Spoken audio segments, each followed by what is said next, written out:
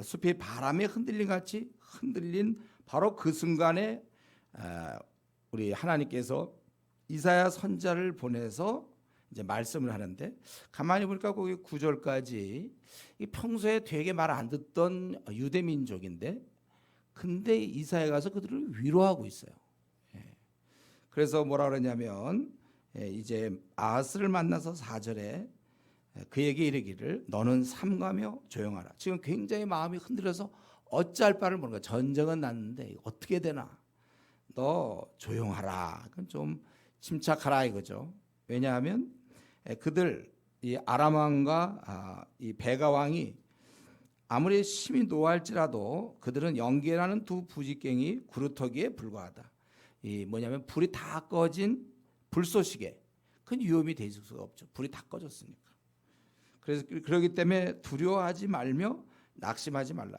이런 엄청난 일을 당할 때 두려워하면서, 그리고 또 한편 우리는 낙심을 해요. 이거 어떻게 되나 하고 막 염려, 근심, 어떻게 해야 될지 모르고 이럴 때 낙심하지 말고, 그들이 얘기하기를 이렇게 얘기했다는 거예요. 5절 6절에 이제 그 이스라엘 북왕국 이스라엘과 아람 왕이 모여갖고 우리가 유다를 쳐서 쓰러뜨리고, 그리고 6절에 있는 다브엘의 아들을 그 중에 세워 왕으로 삼자. 그래 다브엘의 아들이 누군지 몰라요.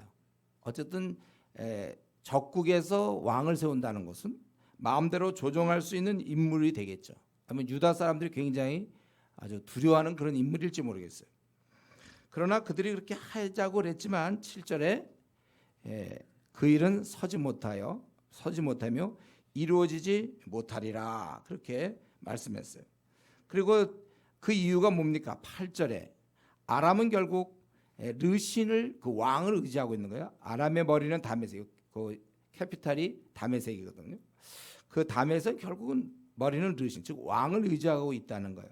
그러나 아무리라도 65년 내에, 이따가 BC 735년이니까 65년이면 약 670년에 그때 이들이 다 에브라임이 패망하여 다시는 나라를 이루지 못할 것이다. 우리 과학적 역사적으로 볼 때 사실 에브라임이라는 것은 북왕국 이스라엘을 가르치는 거죠. 대표적인 지파가 에브라임이고, 그래서 우리가 북왕국을 가르칠 때 에브라임이라고도 얘기하는데, 사실 우리가 아는 대로는 이게 670년이 아니라 721년이잖아요. 원래 북왕국 이스라엘이 멸망한 게 721년.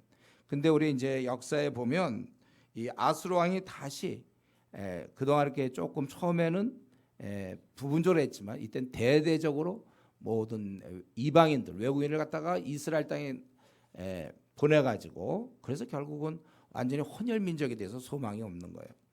그 사건을 가르치는 것입니다. 그래서 이제 결국 65년 뒤에 이 다 망한다 이거예요. 그렇기 때문에 9절에 에브라임 머리는 사마리아인데 사마리아 머리는 르말리아 아들, 아까 얘기한 베가, 그들이 있기 때문에 사람을 그렇게 의지하고 있는데 그게 되겠느냐 이거예요. 만일 너희가 굳게 믿지 못하면, 이 사실이니까 굳게 믿으라는 거예요. 그래야 너희가 굳게 설 수 있다 이거예요. 우리 요 지금 1절부터 9절까지 하나님의 우리가 속성을 볼 수 있어요. 하나님께서는 지금 말 되게 안 듣는 뺀질이 그 유대 민족을 향해서 그들이 지금 굉장히 어려움을 당해서 모두가 막 두려워 떨 때 어떻게 하셨는가? 그럴 때 또 그들의 편에 서신다는 거예요. 그들이 비록 잘못했고 멋대로 살아가며 하나님께 관심도 없고 불순종하고 죄를 짓지만, 그래도 그런 위기의 순간, 어려울 때, 두려움에 사로잡혀 있을 때 그들을 찾아가 위로하시며 격려하시는 분, 이게 바로 하나님이십니다. 이때라도 만약에 너희가 믿는다면, 9절에 너희가 이때 믿고 의지한다면 굳게 세우실 것이다. 너희가 굳게 믿지 아니하면 너희가 굳게 서지 못한다는 얘기는 너희가 이 말을 잘 믿고 서라, 그 얘기죠. 여러분, 이거는 우리가 신앙생활할 때 가장 기본 중에 기본이죠. 하나님은 언제나 당신의 자녀들 편이시다. 이거 우리가 좀 불성실하고 잘못 살아도 하나님 우리를 이상히 미워하지 않아요. 어려운 순간에 에이구 잘됐다, 당해봐라, 이렇게 내버려 두지 않는다는 거예요. 우리를 붙잡아 주신다는 거예요.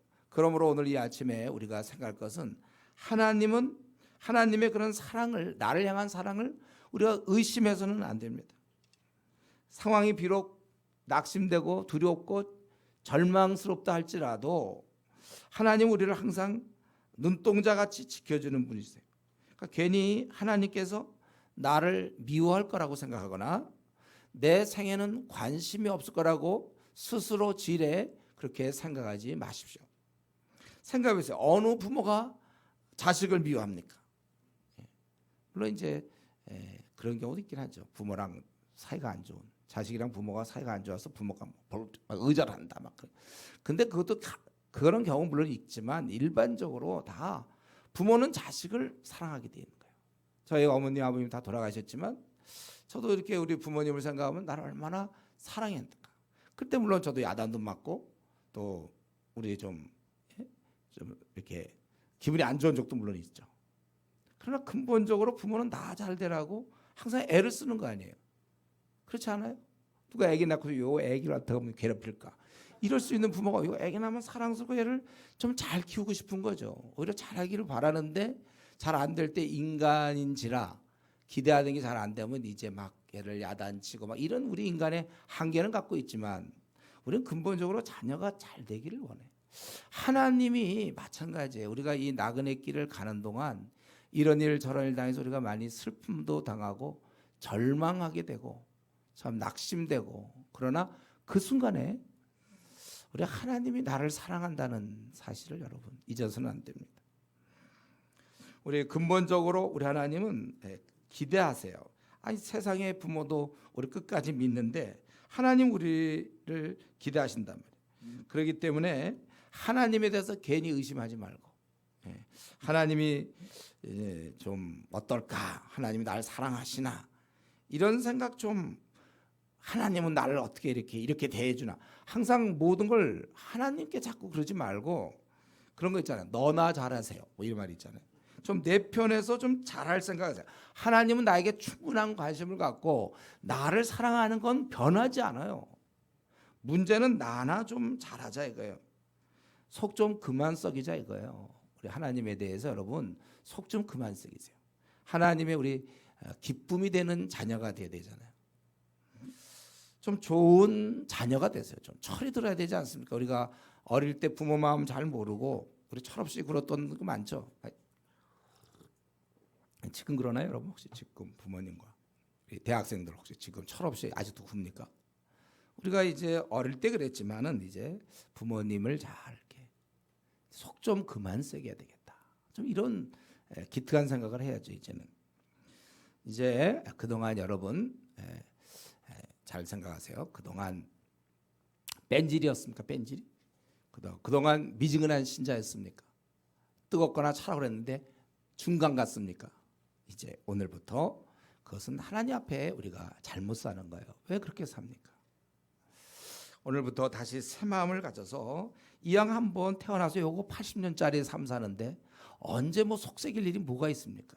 이 짧은 시간에 이왕에 태어나서 또 귀한 은혜 받았으니까 이제부터는 좀 하나님 속 좀 새기지 말고 기쁨이 되는 근심이 되는 자녀가 돼서는 안 되겠어요. 여러분들이 기쁨이 되는 그런 뭐 우리라고 꼭 못 살란 법이 있습니까? 왜 나만 꼭 뒤로 처지라는 법이 있어요? 아니 주님 마음에 들게 좀 살면 뭐가 어디가 덧납니까? 뭐 안 됩니까? 여러분 우리가 좀 신실하게 살아볼 마음을 가지세요. 내가 우리 교회에서도 가장 열심히 그걸 이제 항상 뭐 비교해서 잘할 때부터 그래서 항상 경쟁사이기 때문에 우리 교회에서 내가 가장 열심히 신앙인이 돼야 되겠다. 그래서 누가 딱 얘기하면 아무개 하면 우리 교회에서 신앙이 최고야. 내가 이런 소리를 꼭 들어야지. 요렇게 꼭 그런 마음 안 갖고더라도 안 갖더라도 아니 내가 이왕이면 나를 위해서 그 좋으신 아들을 보내서 구원해 주신 그 하나님을 위해서 내가 1등으로 살아야 되는 건 당연한 거 아니에요? 다른 거는 막 어떤 경쟁하는 사람들 있잖아요. 막 지지 않으려고. 다른 건 절대 지지 않으려고 그러고 막 셈도 있고 그런데 이상하게 이쪽 신앙 세계에서는 그냥 지려고 그래. 니들이 이겨라. 스스로 막 밑으로 기어가요. 왜 우리가 그렇게 살아야 되죠? 왜 한번 주님의 마음에 아주 기쁘게 충성스럽게.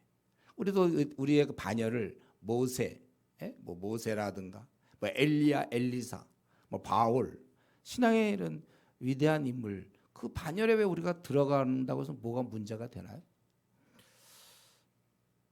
또 목사님은 나를 겨냥해서 한다.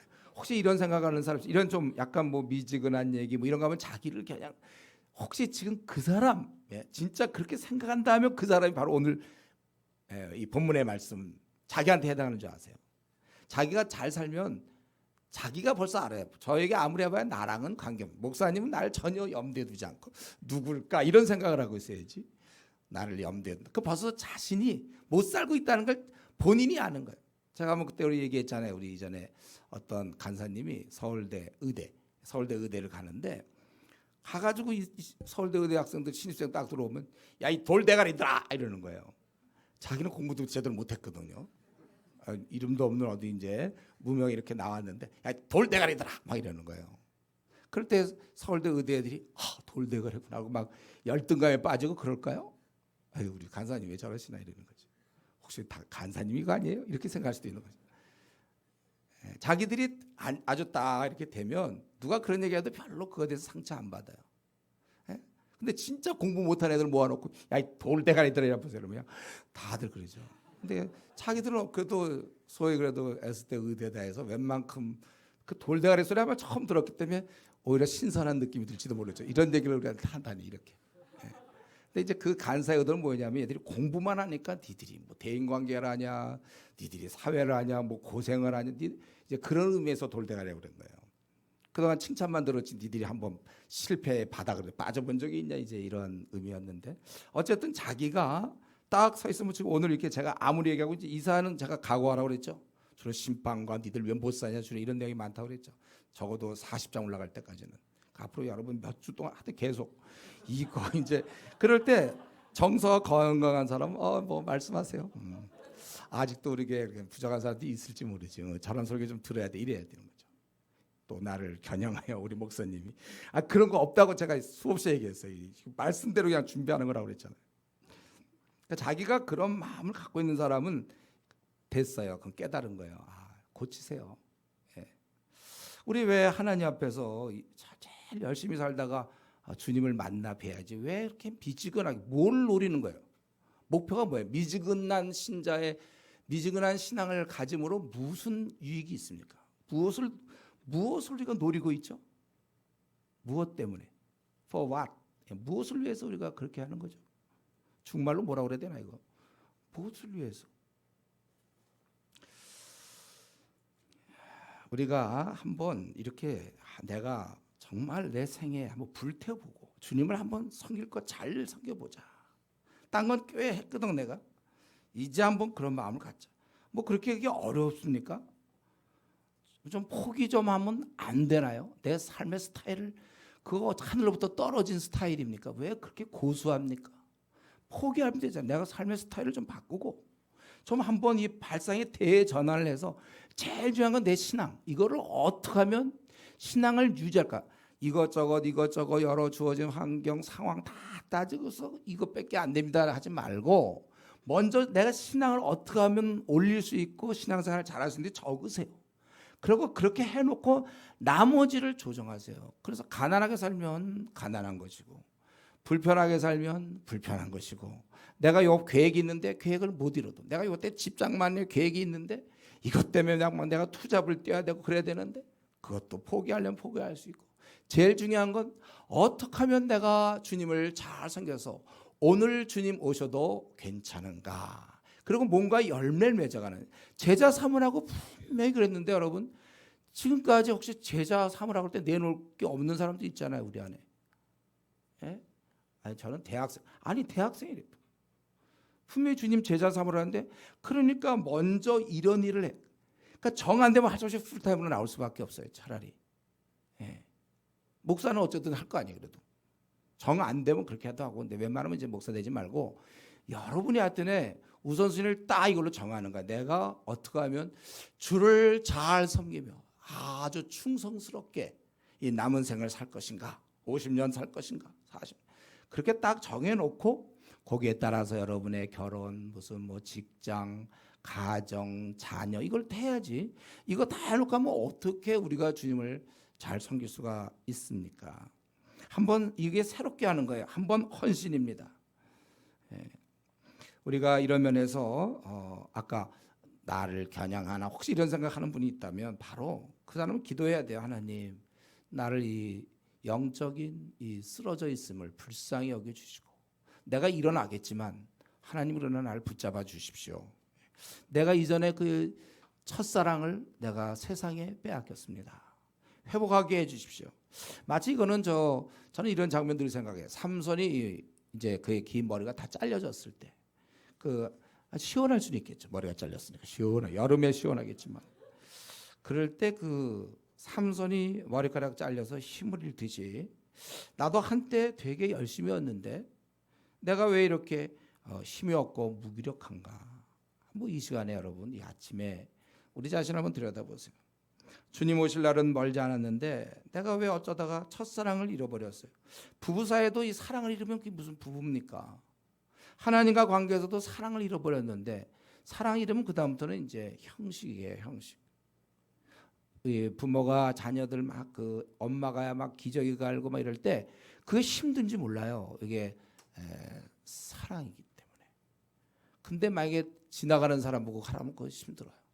저도 이전에 우리 애들 제가 어떤 수련회 가서 이제 베이비시터를 했어요. 우리 집사람이 뭐 간사로 일한다 그래서 애들 그때 7명인가 애들 데리고 왔는데 이것도 나 처음 해봤는데 있잖아요. 애들이 얼마나 말을 안 들지 몰라요. 그리고 막 돌봐야 돼. 이제 뭐 세미나 뭐 한다고 해서 나 옆에서 이제 그때 시간 나서 돌봐주는 거죠. 남편으로서 아내를 돕자 이런 각오로 이제 했는데 아이가 똥을 싸는 거예요. 그걸 근데 내가 치우지 못하겠더라고요. 그래서 그 엄마 불러갖고 했어요. 근데 아마 그 엄마는 그 냄새도 어떠면 아주 냄새조차도 막 사랑스러울지 몰라요. 향기 난다고 그런다고요. 그런 것도 사랑. 만약 우리가 하나님 앞에서 사랑을 잃었다면 그렇다면 참 남생이 힘들지 않을까요? 그리고 사실은 이게 이 땅의 그 어떤 것보다 무슨 뭐 취직이며 결혼이며 승진이며 자녀의 그 어떤 것보다도 제일 우선순위여야 돼. 이게 먼저 회복되고 난 다음에 요게 이제 머리가 좋은 사람들이 하는 일이에요. 요게 먼저다. 딴 거 다 망할지언정 이거 하나는 꼭 성공해야 돼. 우리가 이 땅에서 딴 거 다 성공해놓고 신앙이 그냥 그저 그럭저럭합니다. 그냥 저 뭐 미지근합니다. 이거는 이제 실패자의 음성이에요. 그거는 머리가 깎여서 시원합니다. 삼손이 똑같은 얘기입니다. 여러분 우리가 이런 면에 있어서 좀 다시금 하나님 앞에서 하나님이 이런 분, 이 유다 민족 이것들은 안 되는데 그래도 이걸 이렇게 위로해 주시고 힘 주시는 우리 하나님. 그들의 계획은 65년 안에 다 망한다. 이렇게 확실하게 하시는 분.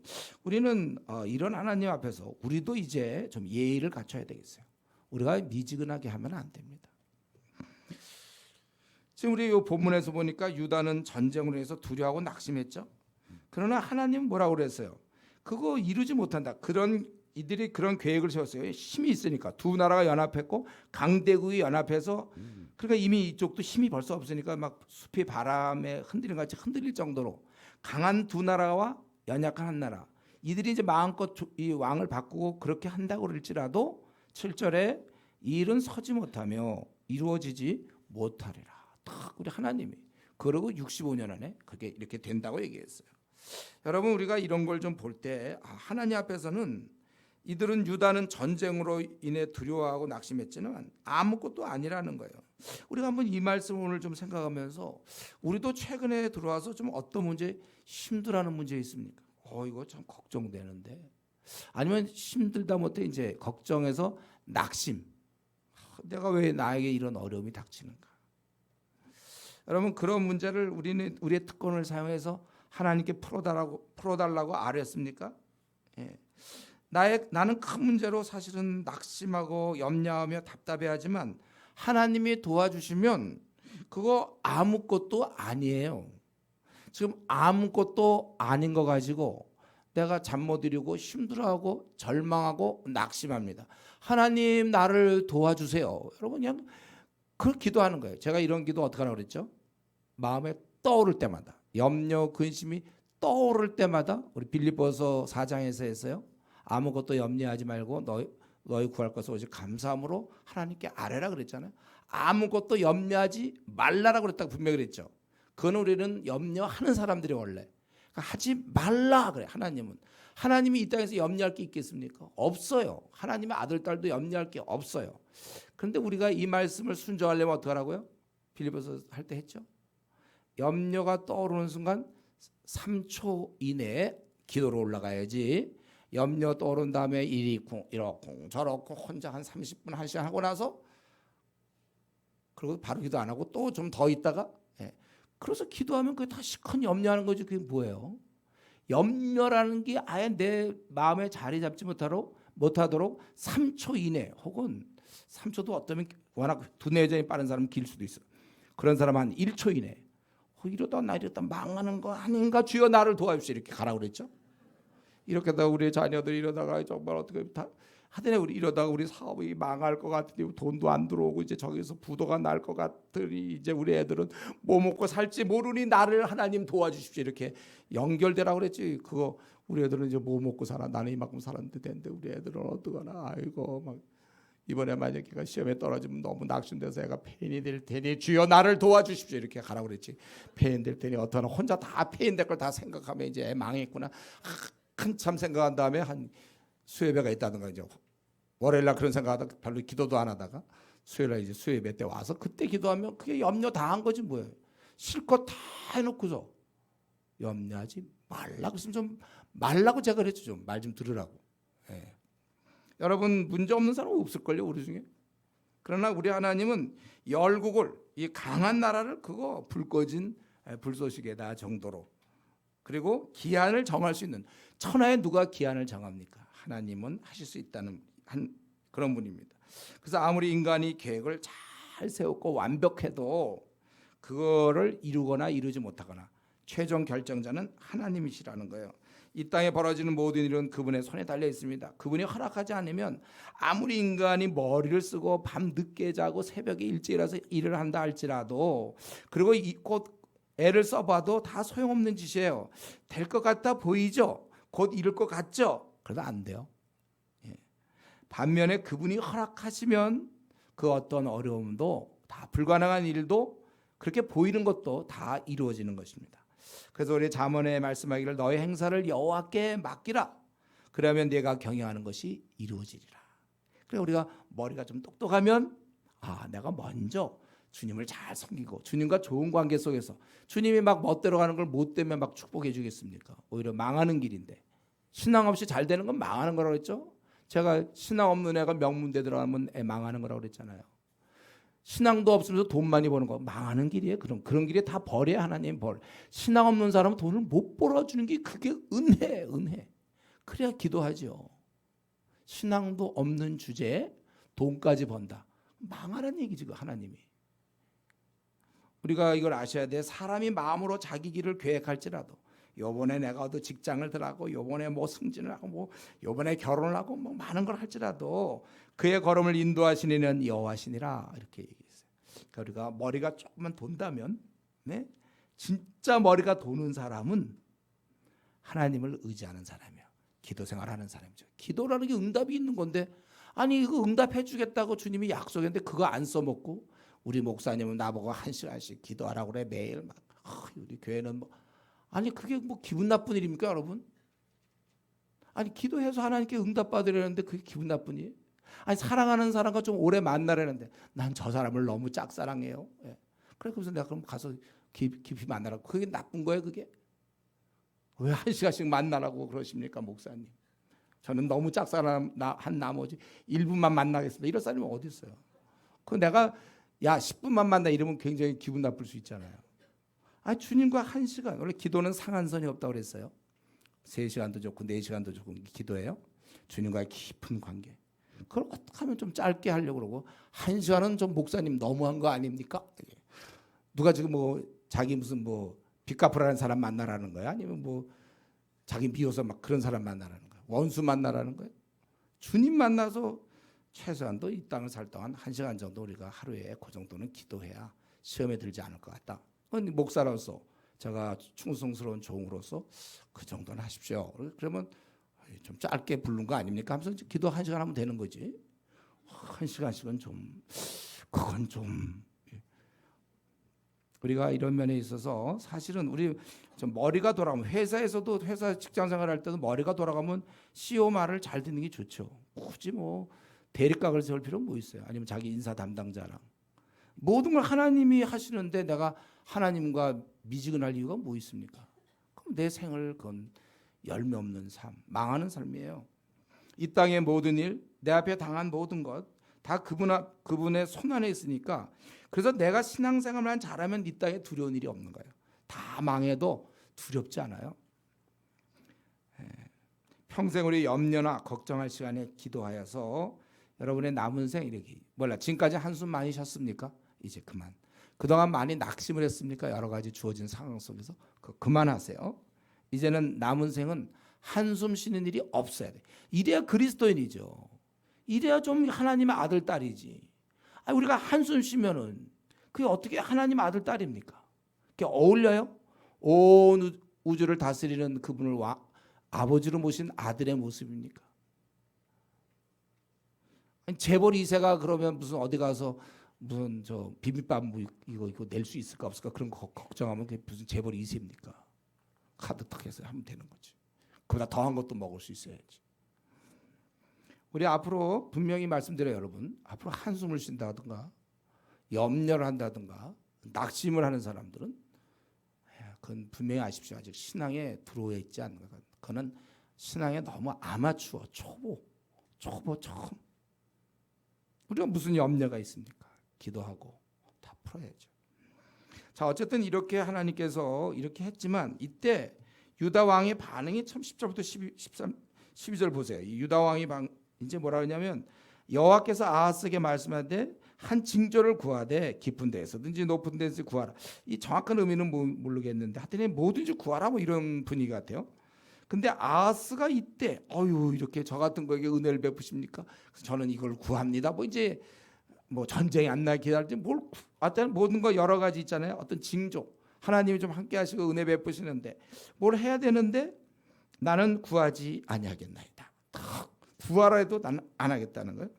오히려 뭐라 했으면 나는 여호와를 시험하지 아니하겠나이다. 이게 언제 여호와를 시험하는 거였어요? 자기가 그렇게 얘기를 하는. 결국 또다시 말을 안 듣는 거예요, 이거는. 그렇기 때문에 13절에 아니 그렇게 너희가 나를 괴롭히고도 그걸 작은 일로 여겨 또 하나님을 괴롭히려느냐. 그렇게. 지금 이게 또 불순종이란 말이에요. 우리는 이 시간에 다시 한번 사람의 이 깊은 완악함을 봐야 돼요. 다 죽게 되어 그를 살리려고 하나님께서 하지만 끝까지 거부하는 자신의 비참한 상황에서도 항복하지 않는 자기 하던 대로 계속해 나가는 그 불신앙. 여러분 우리가 생각하는 것보다 인간은 훨씬 더 완악합니다. 하나님께 슬슬 대항하기 시작하면요. 이게 좀처럼 굽히는 법이 없어요. 그래서 우리가 사실은 이 미지근한다는 말 오늘 자꾸 미지근한 얘기 하는데 앞으로 이제 표현을 좀 바꿔볼게요. 미지근한 거 말고 뭐 좀 다른 표현을 우선 오늘 미지근을 하고 다음에 좀 연구해 보시죠. 이 미지근한 거 참 곤란해요. 예. 이거 제가 알기로 미지근해서 뜨겁게 회복되는 건 계기가 없이 안 됩니다. 스스로 그냥 오늘 아침에 설교 듣고 난 미지근하구나 이러고서 이제 뭐 이런 경우는 제가 설교는 비록하지만 이거는 이런 경우는 별로 없는 것 같아요. 생각해보세요, 여러분. 내가 이렇게 오늘 얘기했어도 과연 내일부터 여러분 정말 1시간씩 기도하며 이번 토요일 날 전도하러 나갈 것이며 그래서 성경 하루에 10장씩 읽을 것 같아요. 지금 마음에 떠오른 건 본인이 알잖아요. 목사님 또 그 말씀 하시는구나 이렇게 들을 수 있단 말이에요. 한번 미지근하면요 이게 좀처럼 잘 안 바뀌어요.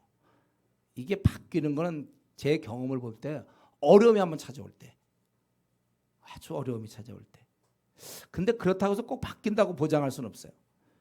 그래서 하나님께서 우리에게 그리스도인들은 벌이 없다고 그랬죠. 로마서 8장 1절 우리는 벌이 없어요.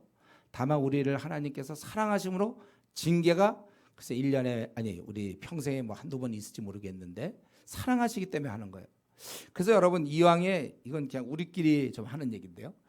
만약에 어차피 징계를 꼭 우리가 받아야 될 그런 운명의 미지근한 신자라면 그래도 하나님의 큰 은혜는 빨리 받는 거예요. 징계를 60세에 받아보세요. 그때 정신 차렸어요. 그럼 주님을 위해서 좀 일지 말려면 벌써 이제 칠순잔치 해야 된다고요. 뭘 좀 할 수가 없어. 그때 뜻을 정하여 선교사로 내가 살아야 되겠구나. 75세 때 이제 그런 생각 준비를 해서 80세 가서 언어이크 가서 안 되는 거예요. 그러니까 어차피 주님 위해서 하면 잘 살 것 같습니까? 자기 생에? 그렇다면 일찍 하나님, 혹시 내가 이대로 나가다가 이거 나 망할 것 같으니까 혹시 하나님 징계 계획이 있으십니까? 있다면 한 번만 불쌍히 여기서 빨리 해주세요. 빨리. 그래야 남은 생은 만약에 20대 해주면 50년은 주를 위해 살 수 있잖아요. 저는 제 주위에 50대, 60대 아직도 징계가 없어요. 그냥 여전히 세상과 더불어 지내. 그냥 미지근은 계속 지금 30년째 미지근한 거예요. 물론 이제 그 주변에 술 친구들이 꼭 있죠. 이건 뭐 공식이에요. 미지근하네. 그러니까 결국은 나중에 정신 차릴 거 이제 정신 차리긴 차리겠죠. 그러면 그때 그때 할 수 있는 일은 성경 일독 하는 걸 거. 일독. 내가 일독도 못했을까 미지근한 동안에. 예? 우리는 지금 정신 차린 사람이 1년에 한 3독씩 하죠, 여러분들. 예? 뭐 100독을 한다든가 하면 자기 나이만큼의 그렇게 할 텐데 정신을 못 차리니까 그때 해갖고 주님 만나 뵙기 전까지 그래 하나님 주신 말씀 한 번도 못 읽고 가기 너무 민망하다. 이래가지고 우리 성경 뭐 속독인가 이런 데 가보면 할머니들 많이 와 계세요. 나이 많은 분들이. 그래도 주님 만나야 되는데 한 번도 못 읽고 가니까 민망하고 근데 허리가 아파 앉아 있으려니까. 그러니까 누워서 듣고 있어요. 이제 누가 읽는 거.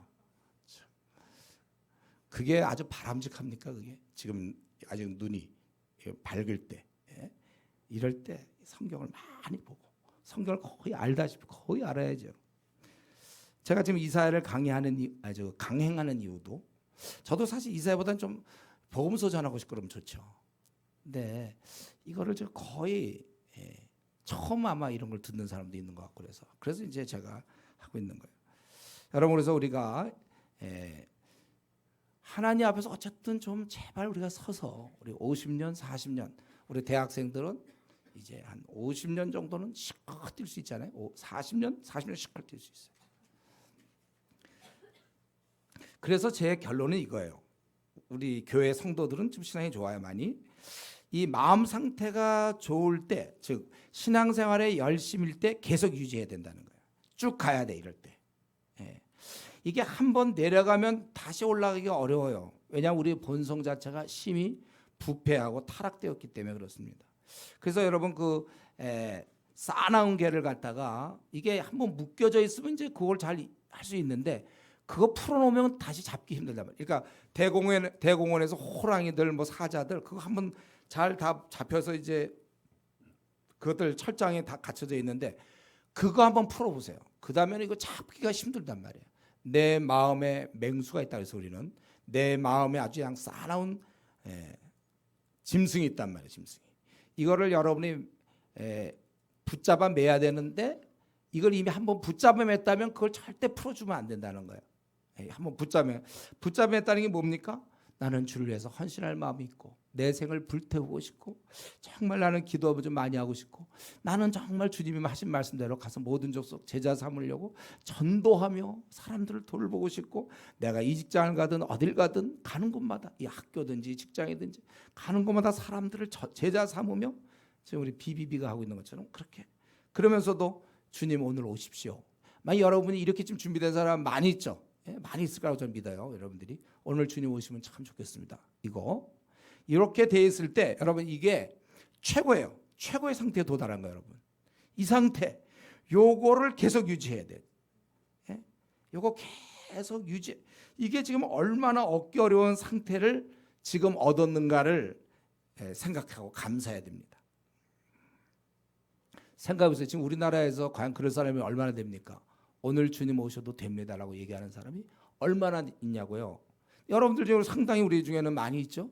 그리고 지금 상태가 좋고 하지 말라도 막 영혼들 구원하러 막 특별히 대학생들 막 가서 막 매일 막 가서 전도도 하고 뭐 효율적이냐 아니냐 그런 거 따지기 전에 영혼을 구원하려는 어떤 그런 마음들 기도하고 지금 여러분이 이 상태가 아주 귀한 상태예요.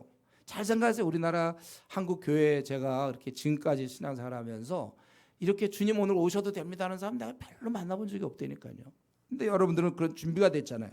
그렇다면 내려가지 마세요. 한번 내려가면 어려워요. 참 어떻게 얘기해야 될지 모르겠는데 이건 정말이에요. 한번 내려가면 다시 올라가기가 얼마나 시간이 걸리는지 몰라요. 있을 때 계속 잘 신앙이 있을 때 그걸 잘 유지해야 된단 말이에요. 우리 자신의 완악함이 있어서 그래요. 그런즉 선줄로 생각하는 사람은 넘어질까 조심하라. 그래서 이런 불신앙에 대해서 이제 이사야가 14절부터 마지막 25절까지 그것에 대한 반응, 응답입니다. 내가 사람을 괴롭게 하고도 그것을 작아들려고 해서 또 하나님을 괴로우시게 하려느냐? 그래서 그러므로 14절 주께서 친히 징조를 주실 것이다. 그래서 너에게 주실 것이다. 보라, 처녀가 잉태하여 아들을 낳을 것이요 그의 이름을 임마누엘이라 하리라. 우리는 이 어떤 애를 준다고 그랬어요. 그래서 이거를 우리가 이 해석이 쉽지 않아요.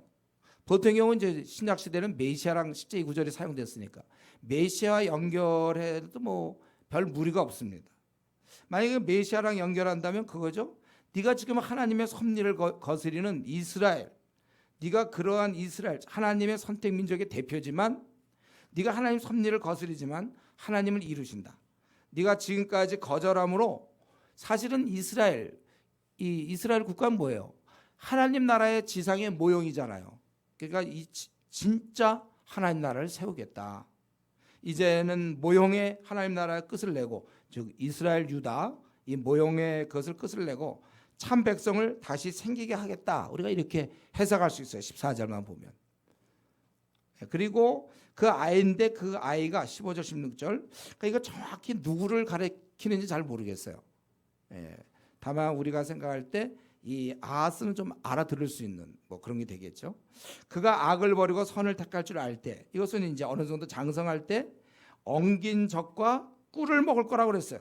이 말이 무슨 말입니까? 원래 젖과 꿀은 축복이지만 여기서 얘기하는 거는 저주예요. 이거는요. 농산물이 없을 만큼 황폐됐다는 거예요. 그래서 그 아이가 이제 여기서 꼭 처녀라는 것은 아직 결혼하기 전에 어떤 자매 그가 이제 결혼을 해서 잉태한다 그런 것이 포함될 수 있는 것입니다.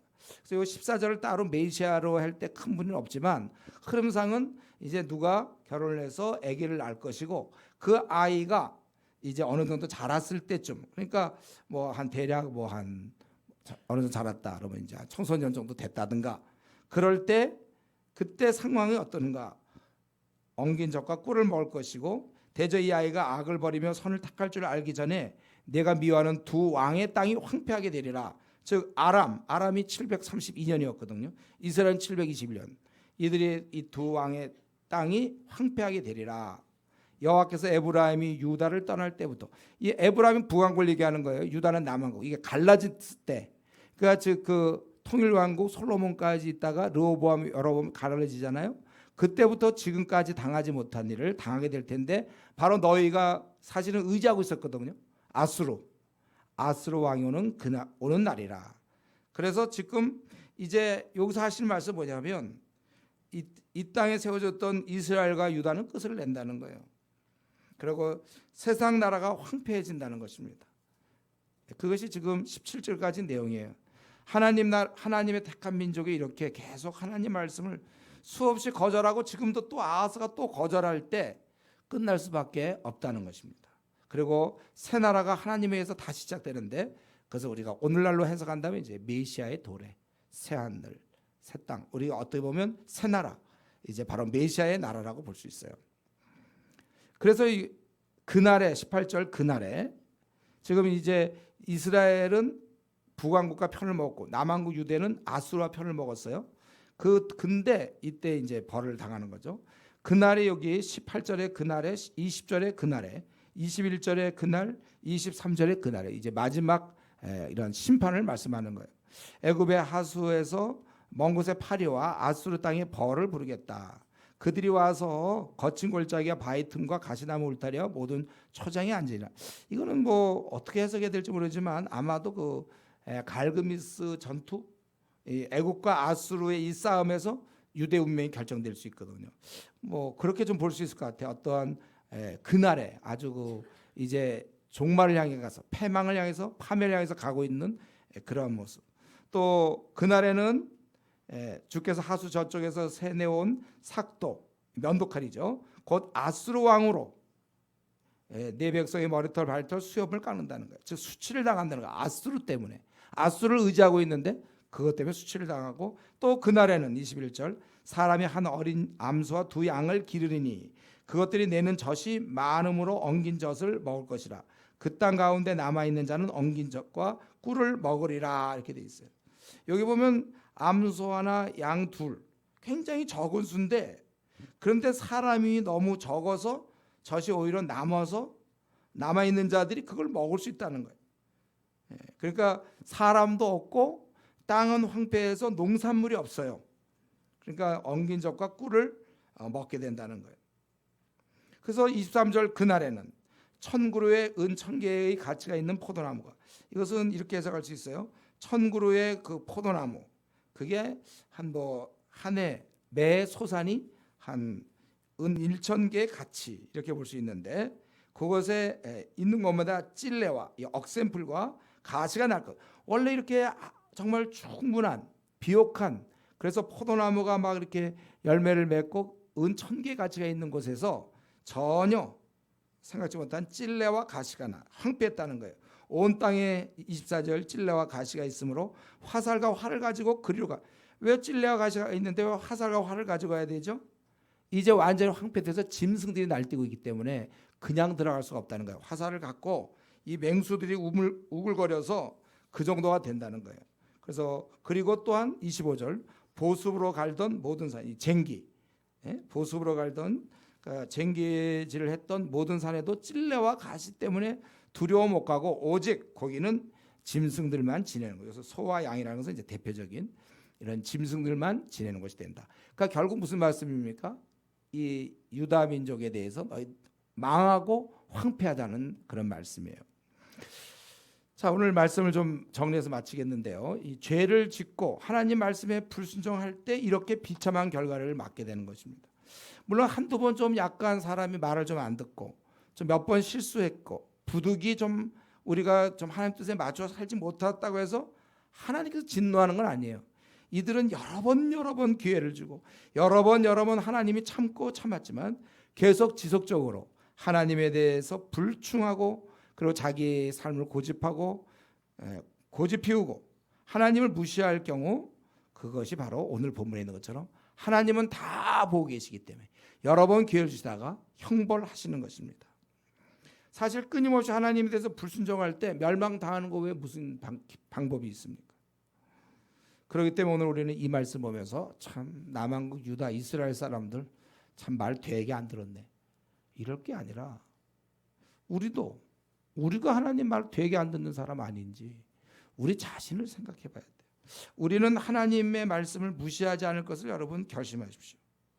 하나님께서 여러 번 하나님의 뜻을 밝히셨음에도 불구하고 내 고집대로 살면서 하나님 뜻에 불순종하는 자가 되어서는 절대로 안 되는 것입니다. 이것이 이스라엘이 보여주고 있는 거예요. 오늘날 우리가 이 이사 BC 한 700년경 그때 그 당시에 있었던 이사야서를 우리가 읽는 이유가 뭡니까? 2700년이나 지난 이 시대에 우리가 이걸 보면서 유대 사람들 되게 말하는데 이거 깨달으라고. 우리가 바로 이렇다는 거예요. 우리가 하나님의 아들 딸인 우리는 순종하는 자가 되어야 되는 것입니다.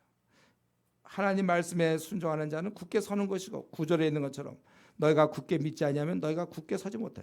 너희가 정말 하나님 말씀을 신뢰하고 따른다면 굳게 서는 것이고 또 우리가 불순종하는 자가 되면은 결국 우리에게는 남는 게 없다는 거예요.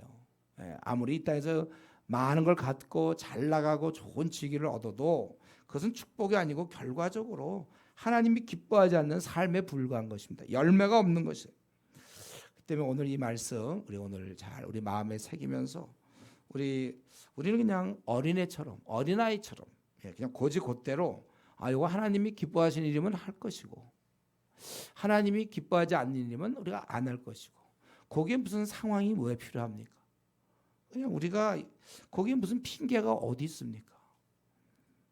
우리는 말씀 그대로 너무나 원칙에 정말 자꾸 유도를 두거나 뭐 어떻게 이렇게 자꾸 예외를 두지 말고 말씀에 그대로 아주 그냥 그대로